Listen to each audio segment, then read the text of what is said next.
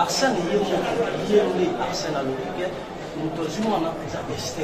Eza nango procès moko esengalaki ezala ndenge bozali komona yango te kasi tika esalema bongo po bana basi mibale oyo bozali komona awa bazali bongo miyibi kasi miyibi o bayibaka na bichingo bila te miyibi oyo bayibaka na libongo ya baramoto te miyibi o bayibaka na gambela to na zikida te kasi bazali nde miyibi oyo bayibaka bana keba yebela po bilongi oyo tala yango bien bozali komona bango boye bayibaki bongo mwana ya batu ya 2 ans na komo ya Mabinza Mbikai depuis le 15 janvier 2022 ti lelo mwana wana ya muke azali komona na te na yango awa tovali bongo na parke ya Kalamu esika bakangaki bango kasi bazali kosambisa bango bazali kondima ke bango nde bayibaki mwana oyo kasi esika mwana yango azali ti lelo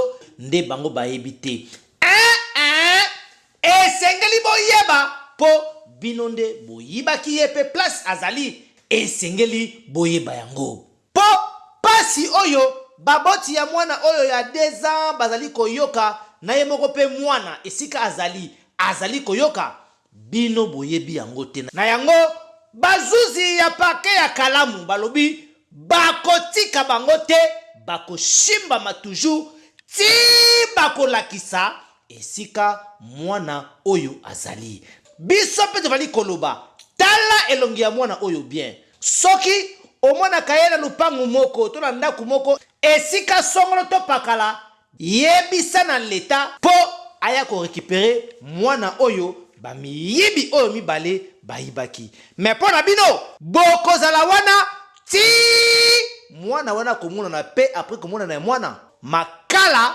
ezozela bino po bolia vungule soki bokebi te bokokende Kanyama Kasese ba mama bino batu botikalaka na bana na ndaku esengeli kozala éveillé ekenge eluta keba na batu oyo bakotaka na mapangu eske ana kozo mama ya komela awa na kozo place ya suba yebela bango tala bango bien po bango nde bazalaka batu oyo bayibaka mingi bana tala bana bien mwana bimaki na porte landa oyeba mwana azali wapi elowana ke wapi po makambo ya boye ekomaka te me pona bino bokozala wana ti mwana oyo ya 2 ans Mabinza Mbikai akomona na pe bokolapa kosalaka musala oyo ya koyibaka bana.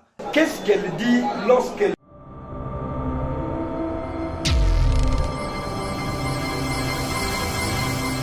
ces couples va perdre mwana na bango mwana ya muke bomona awa enfin vous voilez été parce que awa tu comme na dossier mo ya urgence vous en a besoin mwana oyo to retrouver mwana depuis bazwaye babandi ba démarche lokola moto ayiba mwana oyo tango ba OK na mwana batu bayiba mona kai obi eloko linga basala ote ko linga pete osala ngominga. Alors cette histoire avait vraiment choqué. D'après les histoires to bandai ko yoka ba motu oyo babandai ko financer la fille ba yebisaka ekeno tika kende makala à partir makala to ko ba ndenge ni biso doki obimisa yo.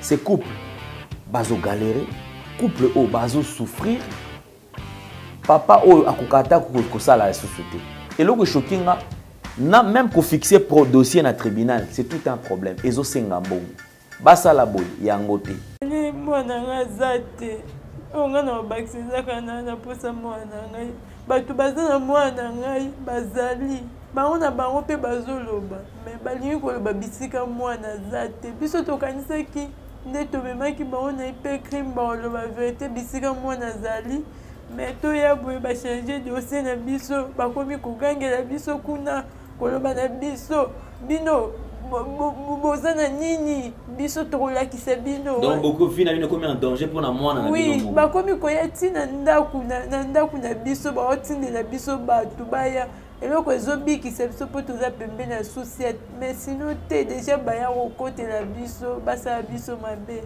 mais ngai naosenga kaka nzambe asunga baya ozongisela ngai mwana ngai baya ozongisela nga mwana ngai po esalami ebimi lokola ke famille na ngai nde moto esali makambo po Arsène wana aza ndeko na ngai aza mwana ya papa na biso na famille ezoloba nini na famille na biso bazoloba kaka contre ye siko famille ya mobali nde bazoloba mabe makasi na famille ya mobali na ngai mpo eloko oyo euti na famille na biso mais famille na biso bayebi makambo te toke tosoli na bato nyonso donc eza ye Debora atekaka bana tozwi batémoignage ke Debora atekaka bana nde ye azwi mwana ngai soki bateki donc apesi Esther wana soki bateki wapi soki batie mwana wapi toyebi te me ngai naosengaka naza na posa mwana ngai papa oyo ya 7 ans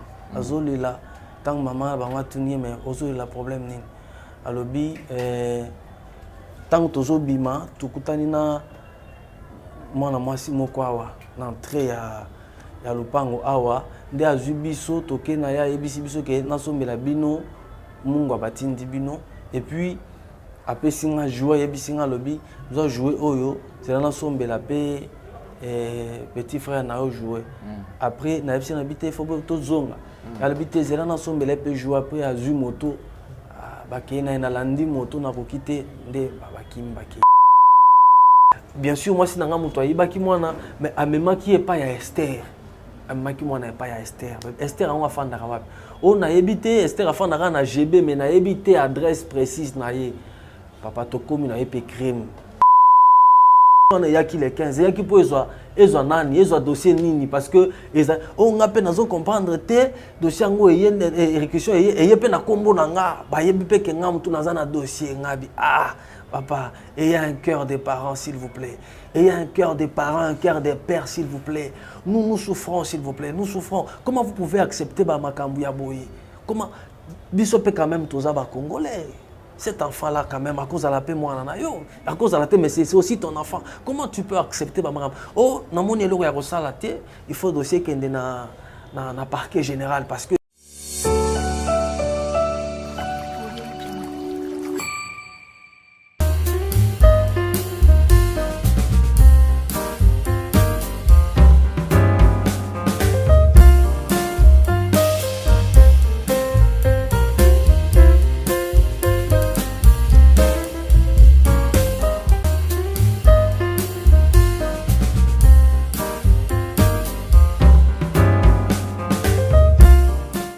Bonjour mesdames et messieurs, vous qui nous suivez sur Nouvelle Tendance Télévision, bonsoir. Cela dépend de l'heure à laquelle vous nous suivez.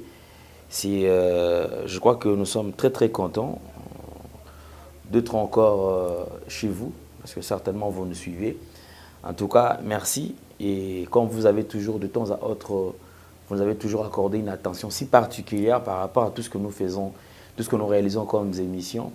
Je crois qu'aujourd'hui, avant que j'expose le petit souci que j'ai, j'aimerais bien tout d'abord que nous puissions prendre quelques spots publicitaires et nous allons nous retrouver tout juste après. Suivant.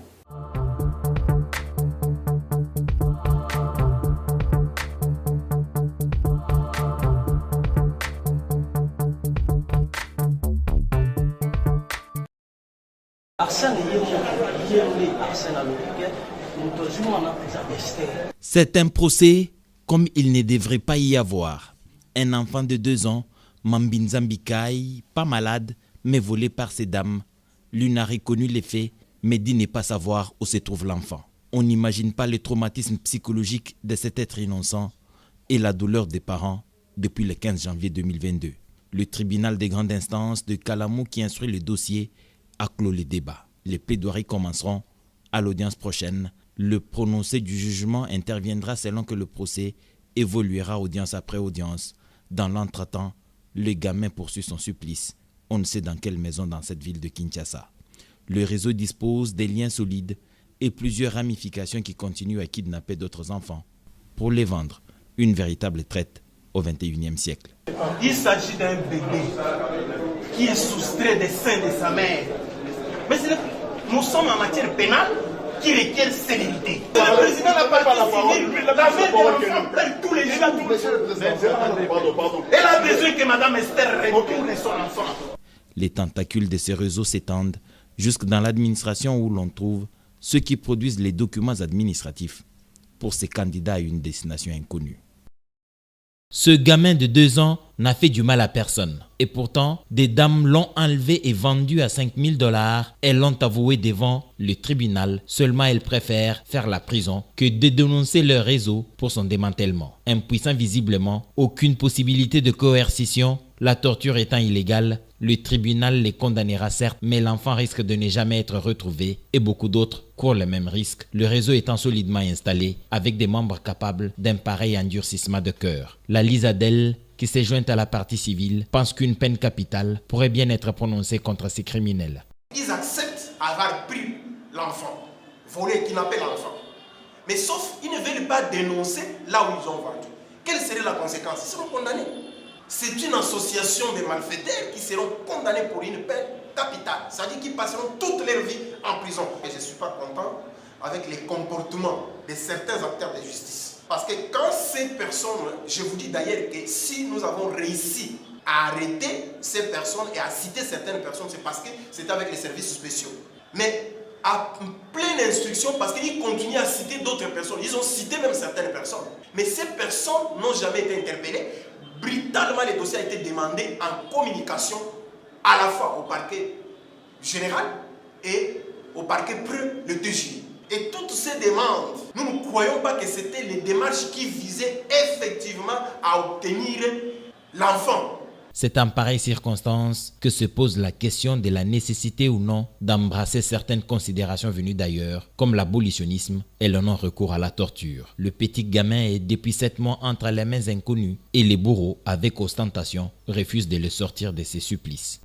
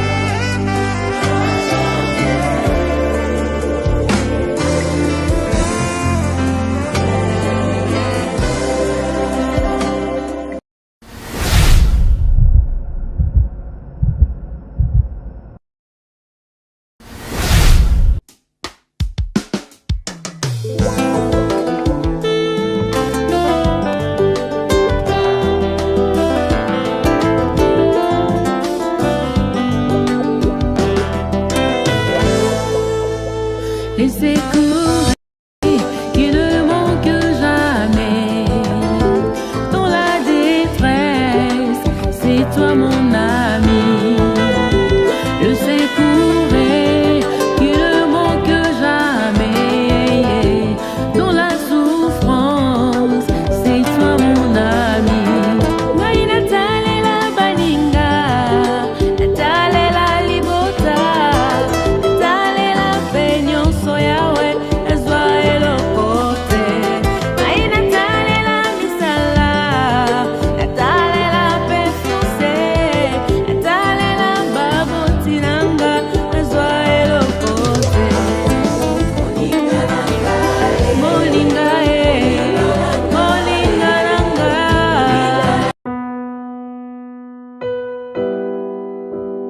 Bonjour, chers frères et sœurs en Christ. C'est votre humble serviteur, le pasteur Bayekele Guibobala. C'est à partir de la chaîne Nouvelle Tendance TV. Je vous salue dans le nom puissant de notre Seigneur et Sauveur Jésus-Christ. Alors, frères et sœurs, aujourd'hui, je suis pour vous demander, bien-aimés, à pouvoir vous abonner sur cette chaîne parce que à partir de Londres, où j'œuvre dans l'église Porte Étroite London, et par-ci par-là en Europe aussi pour ceux qui me connaissent. Alors, quand je vis M. Alain Dele avec des jeunes enfants chez Gay, j'avais dit voilà, une très bonne terre et facile, bien aimé, à convertir dans le christianisme. C'était ces jeunes-là délinquants qui manquent même quoi manger, qui manquent un abri pendant que toi tu en attends. Et voilà, c'est pourquoi j'étais venu ici à Kinshasa pour joindre mon bien-aimé et travailler ensemble avec lui. Alors, bien-aimés, contribuez vraiment pour l'œuvre du Seigneur que mon bien-aimé Alain, avec toute son équipe, sont en train de faire. Donc, il cherche à plus se faire de disciples pour Jésus-Christ. Voilà, je vous salue et je vous reviens très bientôt sur cette même chaîne. Mais abonnez-vous et nous aurons à vivre des merveilles de l'Éternel dans nos vies parce que l'ouvrier mérite son salaire. Soyez bénis, peuple de Dieu. Soyez bénis. Notre Dieu est tellement bon. Soyez bénis. On se reverra très bientôt. Bye bye. Merci beaucoup. Vous avez suivi ce qu'on vous a proposé comme spot publicitaire. C'est avec regret que je suis en train d'aborder ces sujets. Mais je crois que dans cette émission, vous aurez vraiment les détails en ce qui concerne cette vidéo. Ici, on retrouve une famille.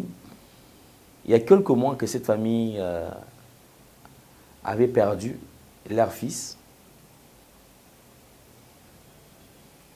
Nous les avons reçus sur le plateau.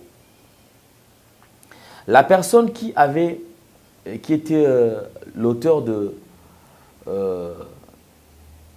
cette histoire a été retrouvée. D'après l'histoire, parce que Boyo Kango Awa. Chose étonnante, dans le cas de Solo et Zanini,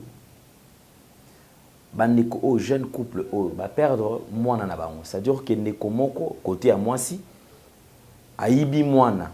Parce que des fois on doutait que le trafic à Banez allait rater. Mais je demanderai à la réalisation de nous mettre la photo de l'enfant. Vous voilez été. Parce que, awa, tout comme il y a un dossier, il y a urgence. Nous en avons besoin, moi, de retrouver. Ces couples, va perdre moi dans bango. Moi, na yamuki, bon, moi, na awa. Moi, na depuis, bazoaye. Babandi ba démarche, le kola moto ayiba moi na oyo, tant ba ok na moi na batu ba yiba moi na kai. Bayaka ko signaler mama oyo aki koyeba ngota bandi ko tuna. Alors ba meka ki ko piéger la personne concernée. Ba landela ki ba sala ki suivi jusqu'à ce que ba ki ko mettre la main sur la personne. Ndeko moi si bakangi.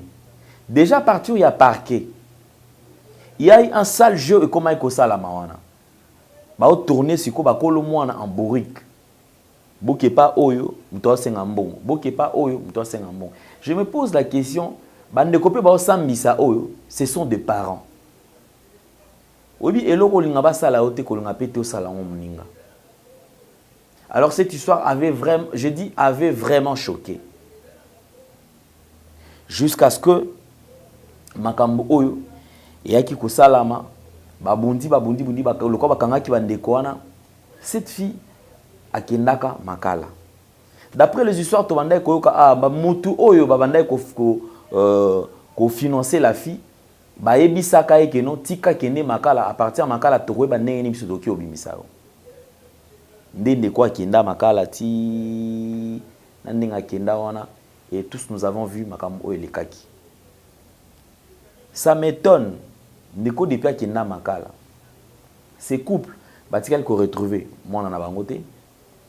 Ces couples bazo galérer, couple o bazo souffrir.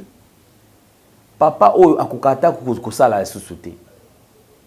Maman o aoka susute parce que elle ne fait que pleurer. Allez la katongo midi pourquoi pour na moi na naï. Plusieurs mois bazo retrouver moi na bangote. Au moment où mutu aiba moi na azana na prison ya makala.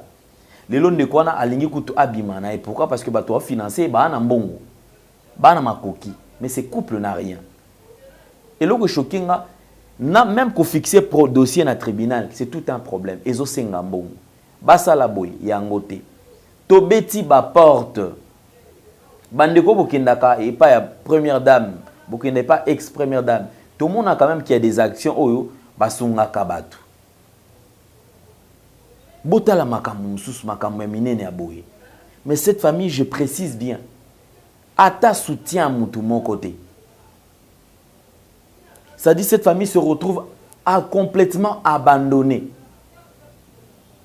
Ne sachant quoi faire, par où commencer pour retrouver moi na bango. Alors je demanderai à tout à bonne volonté. Est-ce qu'on peut aider cette famille? Bandeko bazo benganga pas si coller là chaque jour. Incapable nazo ibate tomé qui ko sala ba démarche na beti ba porte. Ezala bato ba sola na première dame. Bandeko bazala ka de part et d'autre. Tomé ka ko aider bandeko oyo. Mais jusque-là, pas de solution. Bandeko bota la biso so boki ko sunga. Cette famille est complètement perdue. Papa Ouazan a besoin de moi. Maman Ouazan a besoin de moi. Moi, a bungi kaka boy. Tozo bate ba ubanda ba osuka wapi. Mutu ezala pete ke mutu aiba ki moi na akima. Mais mutu aiba ki moi na bakangi a kotipe prison. Mais na prison kuna ça dire procédure ezo salama eloko ezo salama tende kwa kota ne prison fana na kimia. Aza inquiété. Moi na peka ka boy porter disparité le moi na azo mona na te. Est-ce qu'il y a possibilité tout sunga bandeko oyo? Alors je vais juste faire cette annonce pour natika bino bolanda lisusu émission yo mobimba na mozindo boyoka nini oyo ekomeli famille oyo. Merci beaucoup, suivons.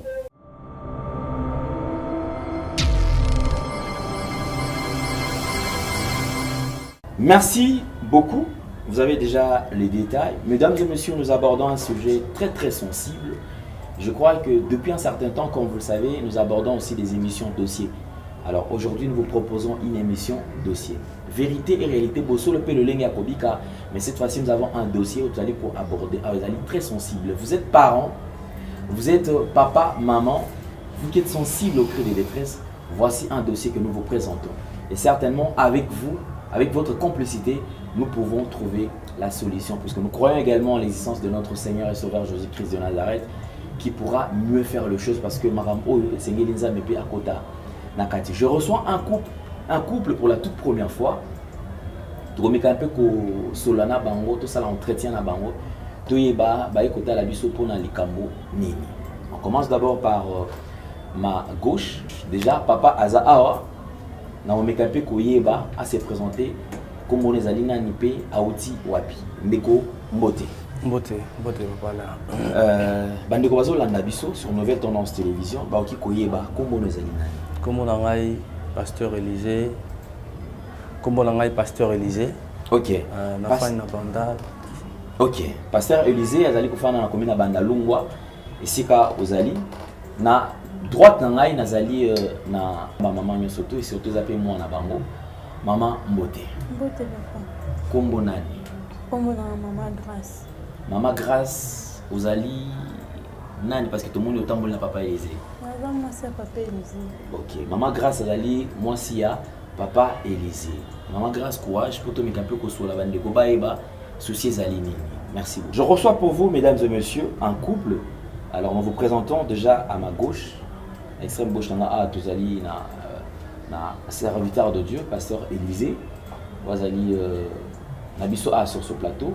Et à ma droite, nous avons son épouse, Ezali Maman Grâce. Baeko visiter biso pour partager un coup dur au baoto kutana na bango, baoto kutana na vie. Papa Élysée, bandeko baotala yo, nini ekomeli bino. En fait, le problème est comme ezali que baibi moi na ngai na kombo ya Eldi Mambinza Bikai qui a 2 ans. 2 ans, avec ça 3 ans calamité. Alors c'était samedi 15 janvier, on a quitté. Donc samedi 15 et tout ça. Alors on va m'appeler à la maman que Natinda qui bana depuis parce que à la maison j'ai mon fils et puis le fils à mon petit frère qui a lui 7 ans maintenant. Alors bayeko websanga asinga Natinda qui bana juste en face. Basomba mungwa comme ça. Alors banda natinaki bango bazongi na noté. Alors mais c'est pas possible. Mais bakendaka bazonga qu'est-ce qui ne va pas? On t'écoute natindaki ndé Chris Ben, c'est lui il a 7 ans. Les garçons a suivi, mon garçon a suivi et son grand frère. Okay. Voilà. Donc par moment pays arabatindie boyi mon appelle à l'andi bakei basomno le kapasa en face. Et surtout qui bazal lié bazal voilà. La place moko. Mais cette fois-là, après 2 heures, Luka Bango, que le garçon est rentré, lui seul en pleurant. Il y a 7 ans. Azoli là, tant que maman a mais il a problème. alobi tant tozo bima tukutani na mwana mwasi moko awa na entrée ya lupango awa nde azwi biso toke na ya yebisi biso ke nasombela bino mungu abatindi bino et puis apesi nga jouer yebisi nga alobi zo jouer oyo zela nasombela pe petit frère na yo jouer après na yebisi na bité faut to zonga alobi te zela nasombela pe jouer après azwi moto bakei na landi moto na kokite nde babakimi bakei. Alors je ne savais pas quoi faire. Tout bandit luka. Mais gloire à Dieu, tant que moi na moi suis na zo bimana bana. Ba voisin en face ba monaki bango. Voisin mususu moi na ya moi si na kata lopango monaki bango. Et en partant, ba ko kutana na cousine nanga moko. Atana cousine nanga mo baleka ki liboso lopango oncle na biso moko cousine nanga mo monaki bango azana ba 14 ans. À mon équipe, bango d'ailleurs, à Tuni, où est-ce que vous allez? Il y a 7 ans à répondre que maman nous a envoyé. Maman nous a envoyé pas quoi. Nda mona wana mususu wana memi mwana. Akantika keta mususu aza ndeko ya maman oui. Et puis là laissé bakei na bango. Zoka ndeko kende mobimba. Akenda ki na mwana yango wana. Alors tant que tu fanda un moment donné to lekisi moi ba temps moi ba jour nde ba course ya ko kende beach kende aéroport kende ba frontière tout ça obano kende pona kosa ni kotika photo à vue de recherche et ainsi de suite nde sikoyo to ko kanisa maman ko bisanga lobi mon frère mon cousin nanga moko na kombo Arsène azana moto aza mutu ya wewa. Alors nde tellement tozo tambola boye tout ça otame tozo ata moto na ye ngana okende côté na ngana moto na ya tambusanga ba course na pour ka tout ça les ba compte foutier au lieu tout dépenser ka ba boye tout ça. D'abord que ça va boko kende kasi okende osolula na papa na bango po akenda ko luke na ndako na ba balabite aza su na ndako te aza kenda quelque part likolo côté à Selemba nde ake komona siko papa ya ba cousin na ye donc son oncle paternel tant comme son oncle na ya tunia lobi na kozwa Arsène Denis parce qu'on a besoin de début dans les cambo et tout ça na moto na ye dans le bi Arsène abimaki depuis dimanche donc le cambo salemi samedi mais dimanche na ba 4h abi Arsène alongo azunda ko côté ya nani ya Selemba kuna côté ya Sana. Alors ndé alobi bon ça va ngana yebi adresse son oncle paternel abi zoa leki na ye da yebi place wana ndaye ko zoa leki na ya Arsène ya mwasi ba ko kende pa Arsène yepe de son côté azaki na ndako oncle na biso da bisi cousine nanga wana oya monaki mwana comme par hasard nzamba zara nzamba edaka comme par hasard yebi alobi na kende nga moko te accompagner ngai. OK et sali ke siko ba ko kende na cousine nanga wana na cousine na yepe o ya mwasi ndeko ya Arsène bakomi pa ya Arsène bakuti Arsène mais moi c'est Arsène azate babandi ko solo la makambo ya moto ndeni mbala moko moi c'est Arsène aye tant moi c'est Arsène aye afandi. C'est alors que ma cousine là va regarder moi c'est Arsène bisi ya Gracia yende na monaki na monaki mwana mwasi mais maki mwana azalaki lokola mwana mwasi parce que en fait jour wana na monaki azaki na ba plante mais lelo na moni azana ba suki na ba tresse ya ba mèche mais jour wana alataki ba plante ezaye na monaki les épées réflexe moko yele par la grâce de Dieu azui téléphone abandi ko sala sikoyo mwana mwasi na ba question andi ko tourner ba question alobi mais Déborah yebisanga est-ce que samedi ozaki pa na ngai oui samedi nazalaki ba heure nini ba 15h effectivement ba 15h de heure ya bana babunga ki atinda ki bango ba 15h OK mais tango yaki o leka ki liboso ndako te pona nini osuki na sima la bite na leka ki na liboso ndako te asuka ki na sima et puis nda yebisa lobi mais oyebi ko créer un problème ya lupango amona ki muto akendaki na bana alobi mwana mwasi wana abimaki na toilette nda tuna lobi tango yake pana ngokota ki toilette ya lobi na kota ki toilette mais pona nini okoti toilette parce que ngai nazaka na toilette na kati ya ndako fala ki oya okota na toilette na biso ndako ke okota wa libanda wana po ya libanda zaka na bato wana kuna basala kango makelele Alors, Ndé, alobi, ok, na kotaki parce que dans a besoin vraiment ya kosuba ainsi de suite. C'est alors papa que a comprendre que oui, atuni olataki ndeni, alobi na lataki bilamba bo na lataki bo donc description no sa bilamba o ya alobi. Ndé oyo batuana ba monaki ndenga lataki. Et la fille qui était là, ma cousine là, ndé o ya lobaki que moi so na monaki lataki bo. Ba décrire nyonso na mbala moko. Ndé nous nous sommes dit en tout cas ndé ya ekobenga ngai mbala moko la papa ya kana ndé na ekoya singa lobi ma nyonso na moni eza mwana mwasi oyo. Ndé to juillet kaka to lobi c'est bon ça va kendo kotikanga. Ndé tang ba bimi mbala moko atiki na la police.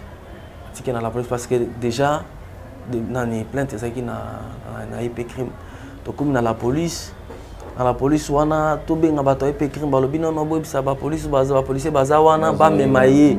Bao bazan balobi te il faut bango ba ya ba service mukanda awa po akende. Donc et comment est bon jusqu'à 18h et puis RLK qui déjà alors ndé ba ko bisanga mais est-ce akola la wapi. Alors nous étions obligés à communiquer na commune de to okene na commune ya Bandal. Ala na commune ya Bandal wana. Alors les jours suivants tant qu'ala na commune ya Bandal moi na mwasi moko ayeko se présenter kuna na commune ya Bandal. La combo ya Esther wana na commune ya Bandal basona OPJ. Basolona OPJ à partir ya commune wana. J'étais surpris ya ngana zate na oki OPJ aye na ndaku na ngai ya bandiko luka wapi ba témoin wana. Ba témoin babimaki ke bamona ki mona mwasi wana baza wapi ba témoin bakokangama. Bobi ke témoin ke ndaka musika témoin kangama ka tout ça. Voilà, pour intimider bango, pour bangisa bango, ainsi de suite. Alors, on a zala quitté. Alors, ndé siko, naiko benga camarade na ngamoko ya avocat. Debi singa lobi mon frère, na point au bokomi. Bazoli ngaba libéré moi na moi sur na ba kimisayi. Alors, bokendi na kalamu. Bokendi na parquet à kalamu. Leto bokendi na parquet à kalamu. Après bazali réquisition, ba yeko zo moi na moi sur wana, bakendi na parquet à kalamu. Arrivé na parquet à kalamu kuna. En tout cas, papa, tu vois comment Esther, cette Esther-là. Esther, il y a qui na Bandal. Ouais, il y a qui na Bandal, oui. Aïe, les sous na parquet. Aïe, na parquet, cette fois-là, na moi, si mon boy, maman est guette, aza, moi, si un pasteur na bango, soi-disant. Alors, baye koya wana, bazoueli la fille là, Déborah, ouais, il qui m'a bazoueli deux avocats. Bazoueli ba avocat mi balé. Magistrat kuta tunaki ye mwana mwasi wana mais yo relation les entre yo na obakangyo o nazara pire ser na ye pire ser ka ya quartier ka pire ser à quartier mais ozwe la mutu ba avocat pour zara pire ser bizanga na relation to zara bien yango na zele ba avocat OK pas de problème eza choix na yo papa tozo progresser mwana mwasi loba vérité a lobate ba ye kozwa ba témoin nyonso wana ba monaki ba ye ba lobi biso to monaki ye tout ça et plus ba kozwa le petit là mon fils là moi na ya ndeko nanga wana il est levé voilà il y a 7 ans aye ko ya wana na nini ya comme na parquet a comme qui vers 13h tant a comme na 13h magistrat a ju mwana wana a le bien en tout cas boutique est libre bino no so bobima change to bimi a le boye la eji ba eji ba biscuit ba fandicier magistrat a dit retourner ma question. Raconte-moi un peu qu'est-ce qui s'était passé, qui avait pris ton petit frère, ça s'est passé comment? Moi, on a dit qu'on relatait, nous, on sortait de la parcelle, on a vu cette maman-là sortir de la toilette. Et quand elle est sortie de la toilette, elle nous a accompagnés. Donc, Tobimi Nayenzela Moko. Quand ils sont partis, elle m'a dit, qu'est-ce qu'on vous a envoyé? Je lui ai dit, maman m'a envoyé les sels. Dès à l'objet, donc je vais vous acheter les sels. À Sombeli Biso Mungo, à Pessinga Mungo, à Pessinga jouer, à Zu petit frère, à Pessinga l'objet, attends, je lui achète aussi les jouets. À Mati Moto, non. À Kimina Moto, qui magistrat a fandi. Après, un temps, à Zongeli Soussou, la même question, et l'enfant relate, bah même fait. À Zongeli Soussou, plus même de jusqu'à 17h, 18h. Papa, ayeko bimisama na mwasi wana na kasho afandi sibiso mama na bango batu mususu bafandi wana ba magistrat mususu batu bazalaki ebele wana na kati ya nini wana atuni alibisa lobi est-ce que tu peux me montrer la maman qui avait pris ton petit frère?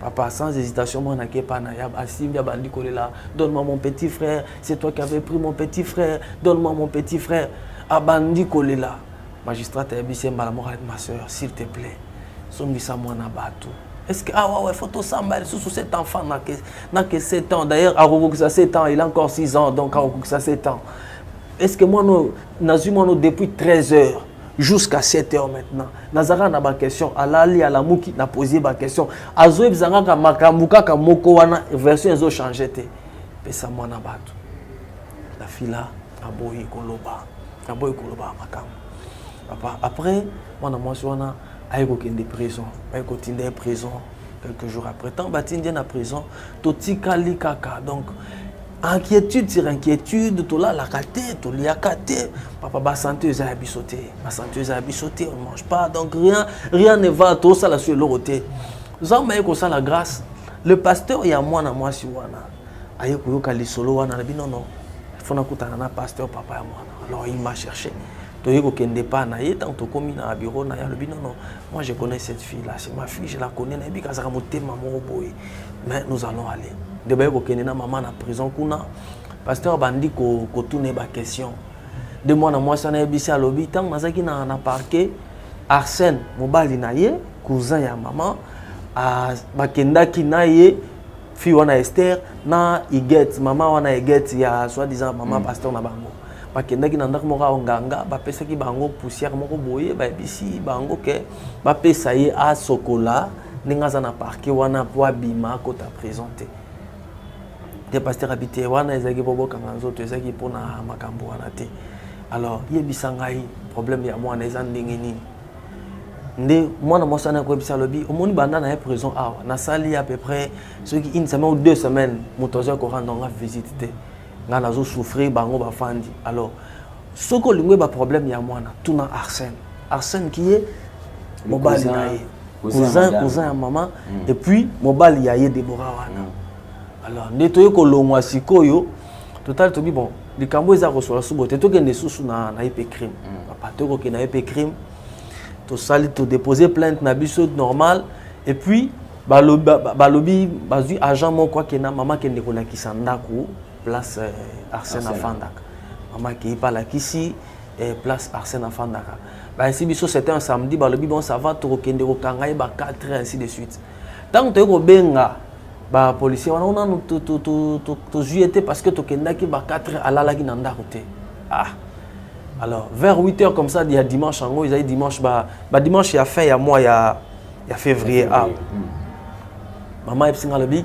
Arsène asala abula ka moto na parking ya mola alors allons-y to ko zo Arsène place wana OK ça va to zelati to zoyer place wana nde to yeko kende tant to komi raisonnement pe nzambe asali grâce to komi to moni pe wana azana moto moko azo mataye peine papa dès qu'Arsène nous a vu au monde temps on a un problème abandi ko afficher ba ko banga moko boyi ba ko lenga maboko ne simbi guidon ya moto mezo lenga moté mezo beta na sina abi pasteur bonjour ngabi bonjour Arsène pasteur boké wapi ngabi biso pe tozo kende peine parce que fona comme église OK ça va bon abisi mutu wana comme ça okitanga na mema bango wana de konanga oyo pasteur beau frère nanga bi OK ça va tomati na moto na abisi na lobi to kende na ipente to komana nu côté ya nani ya mama poto ya boulangerie wana oncle nanga moko za place wana to so mbongo moko comme ça to ya kokende alobi OK ça va to kende ndeto parce que nazako luka place ni na rotike na la police nini parce que natali na molar wana la police moko ezala poste la police moko ezala pembeni wana natali na comportement voilà comportement nanu ya ba motard baza wana so ba monika balinga ki baya na secours na ye tout ça je me suis dit il faut na déplacer voilà place eza nini te ndeto yoko bima na e to komi na boulangerie wana maman pour tout si oncle Azawa te total na parti politique moko eza sa yo sur koti boy akoza la wana to komi wana na yebisi c'est que asola mingi na capitaine Azawa et tout ça yé pas zo croire nango c'est kazana kati ya te wana na poste police wana ezalaka na voilà na kwa wana ya nani wana ya sayo wana allez to kiti ngana ngaki kutuna kita na moto nde mama bisinga bitu yoko kitate yo tikala na moto ngana kitana tala oncle alors siko to tikali ngana ye mama kiti Tant akiti akoti na poste à la police, yesu ko atali azolandela mouvement kuna. Tant monika policier moko akoti na kati azui arme azoya a démarrer moto. Na ngali kola moto na ye kola moto a démarrer moto. Siko moni to sala en tout cas ko kimangate. Ngape na wil na guidon to comme na ko sala ba mouvement ya zo sala ba mouvement pas na sali effort pas aller. Tombaluki biso mi balé ko to accident ngale sala mais moneni heureusement que chauffeur azaki liboso na azaki prudent. Ali ba policier ba yemba la moko ba ju biso. Abandi on a des problèmes té, on a des problèmes wana té, na yebi likambuté, pasta botika boy na yebi problème té. To koti na kati kuna ne ba policier aussi mais yo problème ni yango ozo kima nini. O té na moni ba ko kangisa nga ya wana yebi problème té, problème na bango wana nga na yebi yango té. Alobi té est-ce que bozalaka na bango mikolo ni osonga bi tozaka no na parquet. To kutana nga na yo. Mais est-ce que na simba yo na sina biso likambo. Mais les lots, pose-toi la question, bah policier mais il faut te poser la question, pourquoi bah ça là qui a monté bah au salon car de to fandi na kati wana bah ko benga batu ya IP crime, na ko benga police IP crime na biso bango tozana mutu ngo awa.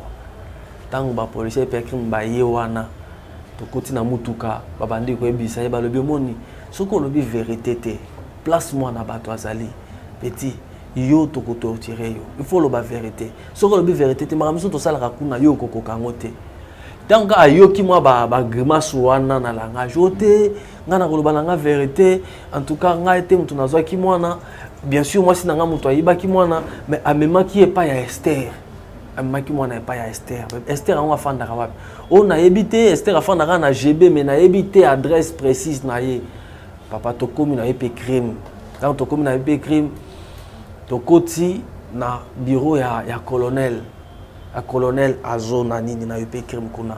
Les garçons là commençaient à témoigner devant les colonels, Azo témoigner même lieutenant Mourazala qui wana bravo. C'est bravo même qui racontait au colonel makamwa na wana zagolo bana na kata mutuka lobi mon colonel les garçons ici a avoué que yé mutazaki moi si na mutazaki mwana mais moi tant moi si azu mwana akiko tika mwana wana epa ya Esther, moi si mon cours soit des enfants dans la GB. Esther le bio que colonel le bio que ça faut que nous rejoignons moi si wana. Papa, ba kei, ba c'est là qui sa place moi c'est Azali, aoli na kolobate. Ba na Esther était en train de pleurer. Botikana lo ba vérité, botikana lo ba vérité. Ce qui batiki ye boy, on a pe mananu, na zana zemi, botikana pe mananu na zoloba. Ba pe monsieur ceux qui ba bandi les sous botikana loba mais bozana on a paiement quand on to komiaki ezaki déjà vers ba 12h boy tant ba na Esther c'était déjà vers ba 13h ba 14h les temps ba sala ba manœuvre nyon soana to se retrouver déjà ba 16h ndé OPG benga ya bisinga lobi bozonga ndaku comme ça boya lundi na tongo to trouver solution mbala moko papa to zongi tant biso to zongi ndaku. Donc, on est juste après nous. Un monsieur s'est présenté là-bas. Alors, il y a mobile, il y a Esther. Azam mobile, il y a Esther. Bazana Esther depuis 7 ans. Moutouana, Papi, son nom, il s'appelle Papi. Aterabami, tout na métro, kuna, ainsi de suite. Na bandal. Oh, il y a mobile, il y a Esther. Alors, aïe, à côté, kuna, à Sololi, on a habité. Pour précision wana ye moko papi wana ne mutaya ko yebisanga ce qu'on a parqué à côté kuna à Sololi à côté pas colonel à côté pas OPJ à côté à Sololi je sais pas ni à Solola qui kuna alors tant que ça to komi lundi to maboye capitaine azobenga ngai oh dossier na bino nazo mona ngo compliqué makasi na le dossier compliqué papa qu'est-ce que vous dites oh omoni na kamwe garçon oyo Arsène Akenda déjà ko déposer plainte na parquet général. Donc réquisition moko yaki awa depuis les 15. Donc bino bokangi lobby dimanche. Alors hier réquisition yaki déjà avant les 15 déjà réquisition. C'était quand? C'était dimanche, je pense dimanche le 22. Donc le 22 réquisition et avant que tout le monde avant que va porter plainte. Voilà. Donc vous voyez un peu. Donc réquisition yaki avant. Ngana tout ni question mais OPJ, nous comprendre. C'est qui est l'OPJ? Congolo. OPJ Congolo. Okay, d'accord. Alors, mais comment les 15 nini ye mutu nanu bakangi te siko ti réquisition wana eyaki le 15 eyaki mpo ezwa nani ezwa dossier nini parce que oyo nga mpe nazo comprendre te dossier yango réquisition eye mpe na nkombo na nga bayebi mpe ke nga mutu naza na dossier ngabi papa, ayez un cœur des parents, s'il vous plaît. Ayez un cœur des parents, un cœur des pères, s'il vous plaît. Nous souffrons, s'il vous plaît. Nous souffrons. Comment vous pouvez accepter Makambu Yaboye? Comment Bisope quand même tous les Congolais. Cet enfant-là, quand même, à cause de la paix, moi, à cause de la paix, mais c'est aussi ton enfant. Comment tu peux accepter Makambu? Oh, dans mon élo, il faut dossier qu'il y ait un parquet général, parce que ça est déjà un parquet général. En tout cas, et que ça les mabongo te ndena ko luka kokoma ko benga magistrat ya kalam place dossier ezali ya lobi non dossier on les a suite ya dossier moroiza ya dossier eza awa et ko kende sous parquet mususu te il faut ezala kaka awa d'ailleurs batu mususu quelques uns na kati wana bazif sanga balobi so kaka bondimi dossier wana eke parquet général ba étouffer dossier wana esili likambo wana esili il faut kende kaka kuna na parquet ya kalam papa nde. Et comme il peut ça bas moyen, peut ça bas boyer, peut ça bas moyen, tout c'est et ça peut ça bas moyen, peut ça bas moyen. Ndé bayeko zoa, bayeko longola bango na épée crime, bayeko kene na bango na parquet à Kalamu. Comme na parquet à Kalamu, ça c'est jour nazo comme na parquet à Kalamu, na comme on a mutumoka se présenter pas na ngai ndé papi, boy tout ça, mobile ya Esther. Et voilà, t'es quand même tout cas. Et puis, c'est un lobby, Nazalaki na épée crime le dimanche, na côté le couteau colonel, la zone à bureau, na yé, na ébissé colonel, obi qui au kangi chéri nanga awa. Au kangi chéri nanga awa, ndé colonel a bété linga le solo, na c'était wana chéri nanga ibo, tout ça. Ndé colonel, to solo na colonel et tout ça. C'est na bien bon. Donc, yo, koti kuna, chéri na yo. Donc, biso ba passe tout ça nango. Bino bomoni angote mais yo moni chéri na yo. OK, pas de problème. Né alors to fandi na nini wana aluke ayepe na ba avocat na yepe na tour na ye pour na Esther et tout ça. Né au fur et à mesure bazolo ba likambunyo so papa ezola kisake bango de bazana mwana bango de bazana mwana bolo ba place mwana zali ba ngoloba te Arsène tango bakangi Arsène na Esther bazokota na ip crime Arsène azoloba Esther loba esta loba vérité place moi na bato azali na cop na bino nga na li eloko te na cop na bino wana na zwe eloko te esta loba place moi na bato azali esta nga na bima na dossier oyo loba nga na bima na situation oyo papa ça c'était les paroles il y a moi na mbale wana Arsène le dimanche le lundi makambo na nyonso échanger tant ba komi na nini ba solo li na avocat na bango ba solo na nini je ne sais pas si oh ba solo la qui ça li habillage et comme c'est un jeune voilà tant ba komi kuna a changé version Arsène a changé version a komi oui na loba ki na nga bongo kaka tika na loba tout ça ah papa yo muto témoigner tout ça maman chez la qui ça donc Arsène a eu offre na pécri à partir à pécri voilà donc offre ça qui a changé malobagnon surtout loba il voulait être libre voilà. Mais enfin à tourner temps va proposer makambo il a changé ma version a changé ma version papa en entre-temps mon fils reste introuvable. Ça fait pratiquement combien de temps ça fait c'est depuis le 15 janvier. Ah ok d'accord, le 15 janvier. C'est depuis le 15 janvier ça. Et 2 mois oui, tout ça qui n'est pas que 2 mois. Donc ça 1 mois na 3 semaines. Donc il n'est pas 3 semaines c'est cool.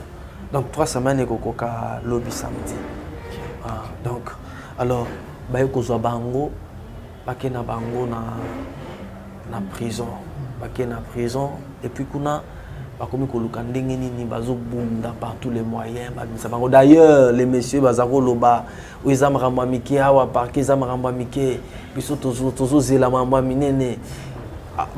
des prisons parce que d'ailleurs, Déborah m'avait dit à moi-même, le jour où na commune, il y a bandal kopé sambongo pour bazwa transport bakende parquet à Kalamu ebisanga lobi ngana za awa me batu nga baza libanda bazobunda na kobima e mataye kita na kobima. C'était le même langage aussi avec suite ya oyo mutwana wa ya kiwana bakobima to binde to kosala bakobima bino boza na eloko ni bakobima ainsi de suite. Et si bango na lobi oui bien sûr je peux ne pas avoir peut-être beaucoup de moyens ou tout ça mais j'ai Jésus. j'ai Jésus, j'ai Jésus. Dans un makambo belé te j'ai Jésus. Peut-être ma relation au bino bozanango, peut-être na au travers ma bossa la kawana. Je ne sais pas, mais moi j'ai Jésus, la seule unique relation dans un lango au Kobunda biso eza Yesu. Alors, bah se retrouver bazana na makala, mais bazo linga kolobate. En entre-temps, bazo lukandenge nini ba voies et moyens pour babima. Alors, ba corrompre place au falaki nde baza ko torturer bango bima. Voilà, ba tout fait vérité à partir à wana ba ke kuna po ba bi ke wana. Ezaka makambazo solabo loba salabo et tout ça et suki wana et babi ke na prison toke to fandi na biso en attendant bazo ça la biso makambo to bima. Alors yango moni, je sais pas maman kozana idée à compléter par rapport très compliqué, très compliqué. Ba papa ba maman, je crois que le dossier oyo toki kotika monter mo bay ko likonza mboka na constitution le bi ke congolais nyonso ta za lindenge moko. Muto aleki muninga na ki congolais alors azati. C'est-à-dire congolais oza congolais, ngana congolais na congolais. Et vraiment, comme la justice élève une nation, n'habitez mboka na biso na makambo aboye. C'est-à-dire batu ba na raison, mais balingi ba changer, ba tourner bango, mona na bango azanan. Le trafic d'enfants on a kati mboko toyoka ngo kaka mais lelo yango oyo toza ba maman, ba papa j'ai confiance na bino. Tokota dossier oyo mwana wana amonana. Parce que mwana na profiter, mwana na aza.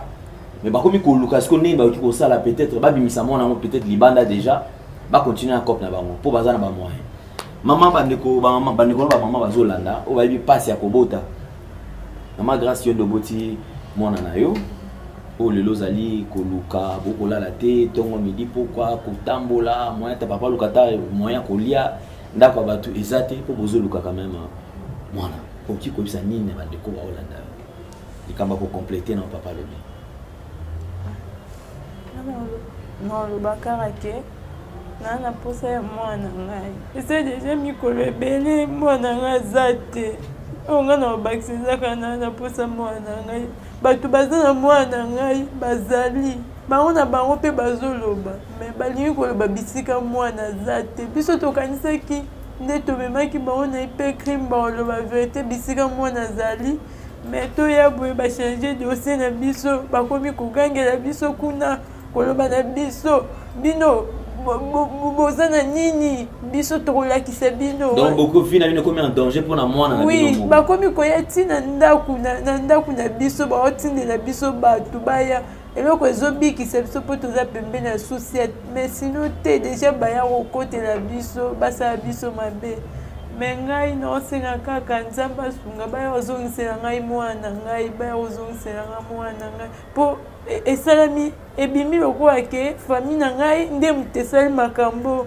mpo Arsène wana aza ndeko na ngai aza mwana ya papa na biso na famille ezoloba nini na famille na biso bazoloba kaka contre ye siko famille ya mobali nde bazoloba mabe makasi na famille ya mobali na ngai mpo eloko oyo euti na famille na biso mais famille na biso bayebi makambo te toke tosoli na bato nyonso donc eza ye Deborah atekaka bana tozwi batémoignage ke Deborah atekaka bana nde ya ye azwi mwana ngai soki bateki donc apesi Esther wana soki bateki wapi soki batie mwana wapi toyebi te me ngai naosengaka naza na posa mwana ngai papa nayebi ke tozali na bamama oyo bazali koexercer bafonction minene na kati ya mboka oyo en commençant par ye mona la première dame ya mboka oyo toyebi ke bandeko bayali message oki olancer na bamama wana ba ex première dame maman Olive Lembe Kabila ba on otala il y a des femmes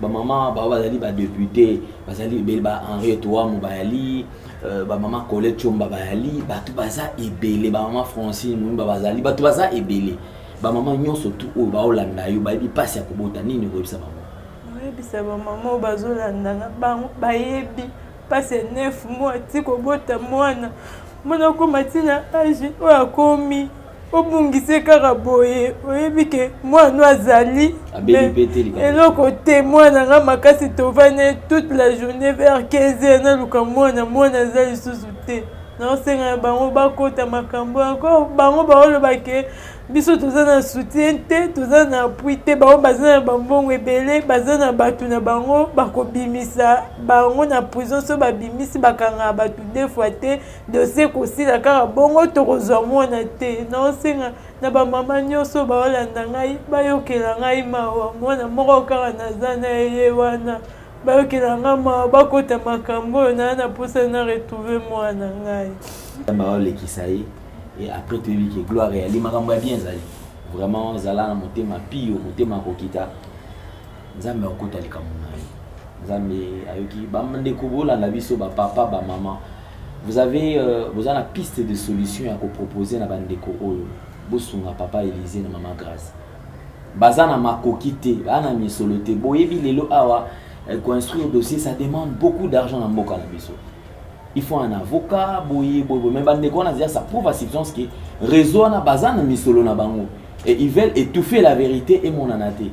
Et heureusement que tout bango bazana no makasi bazo buna ba continuer. Sinon ceux va comme ma famille ou moyens alité ba quoi pe lo to lembi to tiki na biso. To sunga bande ko na biso ba retrouver moi na bango. Je crois que message eleki to tiki kolanda awa ne dossier sur procédure ne eleki Papa Élisée, de commis penasuka. La limite au sa numéro de contact, il y a bandeko ou ba la biso, bandeko ba papa, ba maman. Est-ce que vous pouvez, je sais comment est-ce que Boulinganga, je sais comment est-ce que Boulingaka RDC, je sais comment est-ce que Boulingaka vous êtes sensible. Papa Élisée, moi ça là, ils ont passé ça tongo midi poko.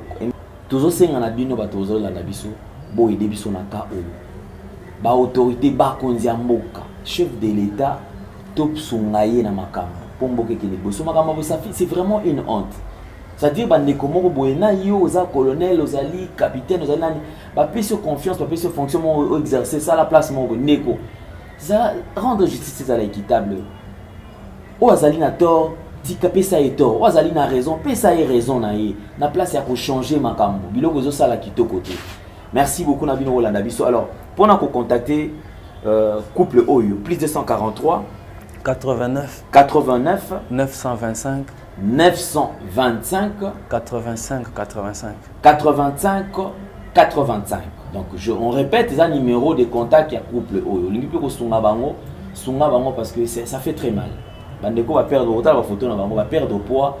Et vraiment pour il faut que luka mo na kimia ezati. Donc plus 243 89 925 85 encore. Donc contactez couple Oyo afin que tous en la bango et longo. Papa Élisée pour reçu qui ça nini au message numéro qui ko lancer na bandeko ta la biso. Message na ko lancer na bandeko bazota la biso ezali s'il vous plaît aux parents kofanda kimiate soutenez-nous quand même. Tous on a besoin de retrouver kaka mwana na biso. Nous n'avons pas besoin de gauche droite au bas la beauté. Biso nan tous on a besoin mwana na biso nanu mwana na biso monana. Ba konzi mboka. Est-ce que na mboka na biso justice ezali? Est-ce que na mboka na biso ba konzi mboka pe baza? Est-ce que dans notre pays tous on pe na bateau ba ko telema quand même na situation boye. Bateau bazo boma mitema ya bateau. Peut-être biso tozita ya koloba mais bamusu ba ko koloba te. Na moment oyo nous souffrons, s'il vous plaît, aidez-nous à retrouver notre fils. Merci beaucoup. Merci beaucoup. Alors, je crois que nous sommes arrivés pratiquement à la fin. C'était une émission dossier. Non, Gédéon, Zala Kakawana. C'était une émission dossier. Nabandeko Tubola Nabiso. Merci beaucoup, Nabino. Donc, très prochainement, toujours, na suite à dossier Boyeba, dossier est commis à niveau Nini. Papa, maman, merci pour la réaction parce que nous avons confiance dans Nabino. Donc, prochainement. Au revoir. Bye bye.